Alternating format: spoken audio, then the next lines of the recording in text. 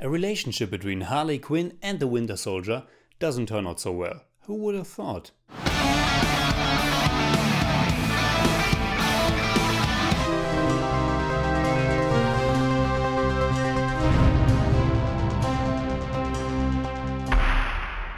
Bad joke, I know. But Tonya was even written by Steve Rogers. It was directed by Craig Gillespie, whose Lars and the Real Girl I really liked a lot 10 years ago.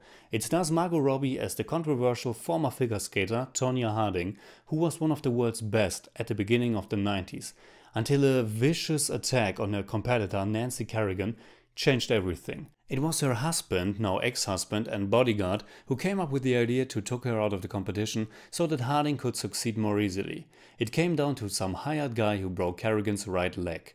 The film, which already got some great buzz and will probably be up there at the upcoming Oscar ceremony, tells the story of the incident, but more so of this young girl and then woman Tonya Harding.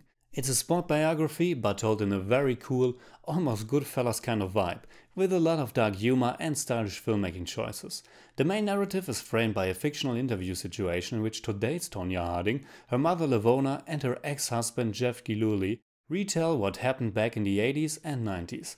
From there we jump to the important moments in their lives, or at least important for this story, which is presented as something that can be true or false at certain moments, because Tonya will tell you a different thing than her ex-husband Jeff. There's no such thing as truth. Everyone has their own truth. Even in the scenes in the past, they sometimes break the fourth wall and tell the audience that this is true right now or not. At the end of the movie it's actually quite clear who is to blame for the horrible attack on Kerrigan. After all, this is not the assassination of JFK, but the chosen angle is a joy to experience nevertheless. Even though sometimes I wish they would have toned it down a bit with the fourth wall breaking, because we already get it. Tonya also says that all is not that easy, which not just holds true to the attack, but also to the person Tonya Harding and her life as well. There's a lot of humor and bizarre moments in the film, and yet it's not a comedy, even if the Golden Globe nomination claims otherwise.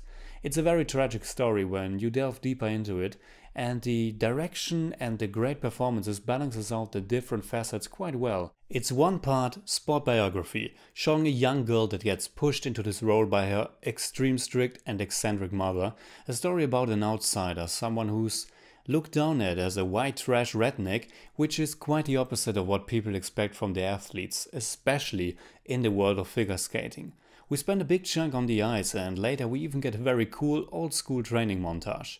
It's also part very bizarre love story, which begins extremely charming with an 80s Margot Robbie, hair, braces and everything, and an awkward Sebastian Stan who reminded me a lot of Giovanni Ribisi in this. Robbie and Stan are great together, and their characters are as well, when they're not horrible to each other, because their relationship quickly turns into a big and violent mess where Tonya gets beaten up many times. She's like a punching bag, literally for her abusing husband and emotionally for her mother, and then later on for the media as well. The film does a great job presenting these screwed up relationships where you never quite know how far those involved will actually go. And then it's of course also part true crime, where some very dumb people do some very dumb things. It's reminiscent of Steven Soderbergh, or more so the Coen brothers. It's a 2-hour movie, but before it could ever lose your interest, they pick up the pace when the whole crime angle kicks in, and for someone like me who didn't really know anything about the whole affair, it got quite intriguing. And as much as Margot Robbie shines in her role, it's Paul Walter Hauser, who plays her bodyguard Sean, who completely steals the movie for some time. What can you tell us about Tonya Harding? I don't know a Tony Harding. Aren't you her bodyguard? He's one of the dumbest people you can imagine, and watching Hauser fully embodying this self-absorbed putting head is one of the movie's biggest joys. Another wonderful performance comes from Allison Janney, who plays Tanya'S cold and hard mother who keeps pushing her daughter around. It's one of those Michael Jackson-like scenarios where a child is constantly be driven forward to live up to their potential, even if it means that they lose their childhood.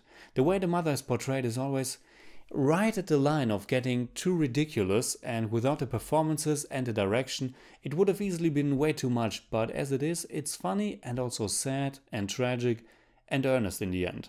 I wasn't blown away by Tonya, but I thoroughly enjoyed it. but wouldn't it have been cool to hear the actual music to which Tonya has done her first triple axel? And the question is whether 3 moves into the program, she will do a triple axel. First, a triple Lutz. And now the question is whether she will become the first American to attempt and complete a triple axel jump. We will know that here, whether she tries it or not.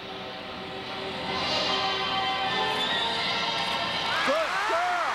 Oh, isn't that great? Of course, they didn't want to get the rights to include the Batman theme. Fortunately, this soundtrack is pretty neat nevertheless. In German I'd say, ein toll gespielter, faszinierender und durchweg unterhaltsamer Blick auf Tonya Harding. I give I, Tanya, 7 out of 10. It's more like 7.4, but I don't do that. Who would do that?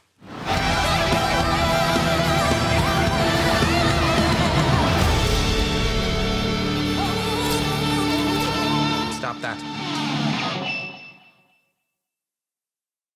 Alright, that's it. Like always, comment below and let me know what you think about I, Tonya. You can hit me up on Twitter, Facebook and Instagram simply at TheJimmyCage. And if you enjoyed this video, please give me a thumbs up, share, subscribe, whatever you like. And make sure you hit that bell for all I have to tell.